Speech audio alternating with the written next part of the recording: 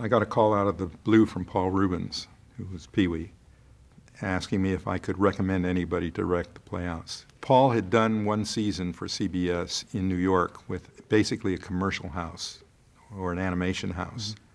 And evidently, even though the show was brilliant, they didn't get along because what they didn't realize is the final decision maker on a Paul Reubens set is Paul Reubens. He has to approve everything. And so I talked to Paul, and he was officed at Paramount at the time, and I was trying to think of how to help him and so forth. This was a non-DGA show, so there was no way I could direct it, nor even thought about directing it. And he said, would you come in and produce the show with me, and your production company and mine will do the show. And I thought about it, and I've realized in my life I love something creative and different and a challenge. With Pee-wee's Playhouse, I went in and everything on that set was living. The windows, the puppets, the chairs, etc. And it was a really great experience. But we did the first show, which was to launch the second season. And it was shot on 16mm film, basically one camera with 30 frames per second.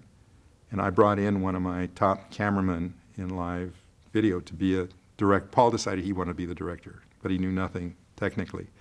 So I brought in a very talented cameraman, Wayne Orr, to be the co-director, and then I would produce it.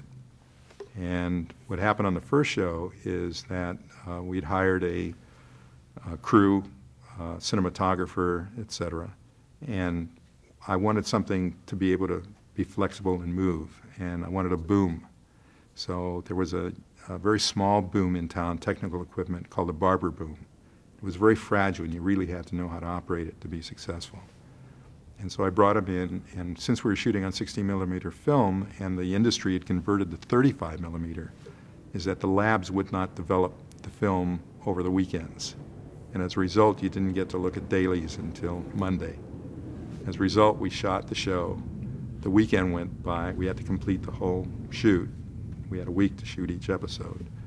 And I looked at the dailies, and it was a disaster. The boom was the camera couldn't keep the arm still, so it was kind of waving up and down. The lighting was horrendous, etc. So I made a decision $400,000 later to destroy the first show and just try to amortize the rest of the season and make up the losses. And Paul couldn't believe it when he heard what I had done. I fired the whole crew, brought in a new cinematographer, a new crew, and a new camera operator.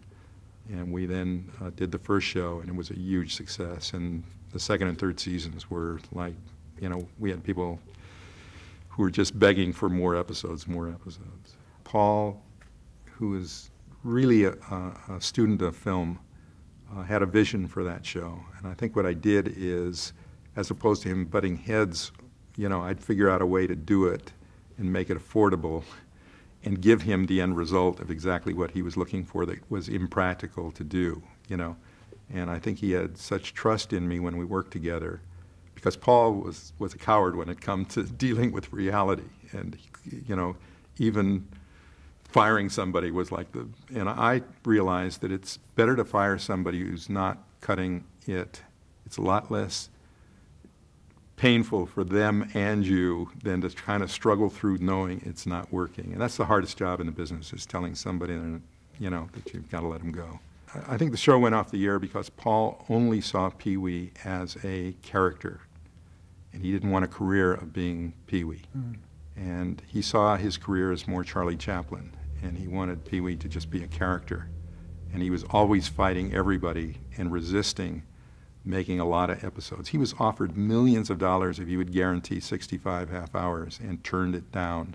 Even though he was appearing all over everywhere as Pee-wee Herman, I mean, he was, you know, he never appeared as Paul Reubens. Well, that was brilliant to sell the character Pee-wee. He wouldn't do interviews as Paul Reubens. He only did them as Pee-wee. But he said, it's time has run its course, and leave when you're, you know, on the high.